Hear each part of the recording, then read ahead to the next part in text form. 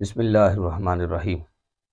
سامعین و حاضرین، آج ہم نے قصیدہ بردہ شریف، یہ قصیدہ ہے جو عربی میں لکھا گیا ہے، اور یہ وہ قصیدہ ہے کہ جو بارگاہ نبوی صلی اللہ تعالیٰ علیہ وآلہ وسلم سے سند قبولیت کو پا کر 4 عالم میں مشہور ہوا ہے۔ اس کا بڑا عجیب معاملہ پیش آیا، اور یہ کیوں لکھا گیا، اس کے مصنف کون تھے؟ تو اس کو لکھنے والے مصنف ہیں علامہ شرف الدین محمد بوصیری رحمۃ اللہ تعالیٰ علیہ۔ انہوں نے اس کو لکھا، اور آپ بہت بڑے عالم اور فاضل تھے، علوم عربیہ کے ماہر تھے، فصاحت و بلاغت میں آپ بڑی مہارت تامہ رکھتے تھے، اور سن 695 ہجری میں ان کے ساتھ انہوں نے وفات پائی۔ سن 695 ہجری ان کی سن وفات ہے، یعنی اس وقت ان کی وفات ہوئی، اور امام شافعی رحمۃ اللہ تعالیٰ علیہ کے مزار کے قریب ہی ان کا جو مزار ہے ان کو رکھا گیا۔ قصیدہ بردہ لکھنے کا سبب کیا بنا، وجہ کیا بنی کہ انہوں نے اتنا بڑا قصیدہ بردہ شریف عربی میں لکھ دیا؟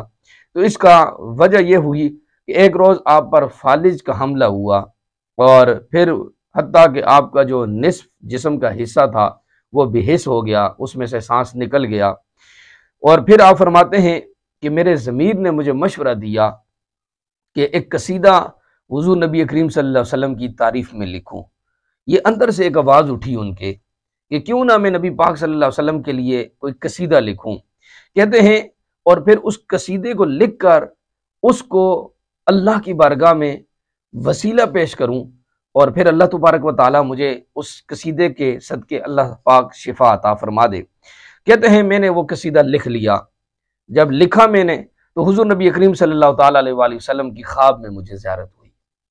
جب ادھر انہوں نے قصیدہ لکھا، ادھر میرے آقا کریم صلی اللہ تعالیٰ علیہ وآلہ وسلم کی ان کو خواب میں زیارت ہوئی۔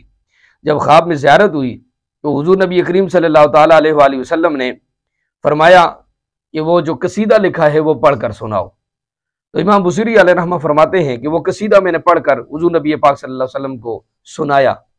حضور نبی کریم صلی اللہ علیہ وسلم نے جب وہ قصیدہ سنا تو سرکار علیہ السلام نے خوش ہو کر مجھے ایک چادر عطا فرمائی۔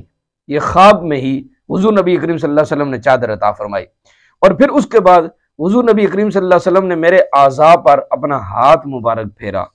کہتے ہیں کہ جب وہ نور بھرے ہاتھ میرے جسم کے ساتھ لگے تو ادھر میری آنکھ کھلی، اور میں نے دیکھا کہ میں صحتیاب ہو گیا تھا، مجھے صحت مل گئی تھی۔ میرا وہ جسم جس میں سانس تک نہیں رہی تھی، جو ہل نہیں رکھ سکتا تھا، بے حس ہو چکا تھا، اس کے اندر حرکت آ چکی تھی، اور میں نے اپنے تکیے کے پاس دیکھا جو چادر نبی پاک صلی اللہ علیہ وسلم نے مجھے خواب میں عطا فرمائی وہ میرے تکیے کے پاس موجود تھی۔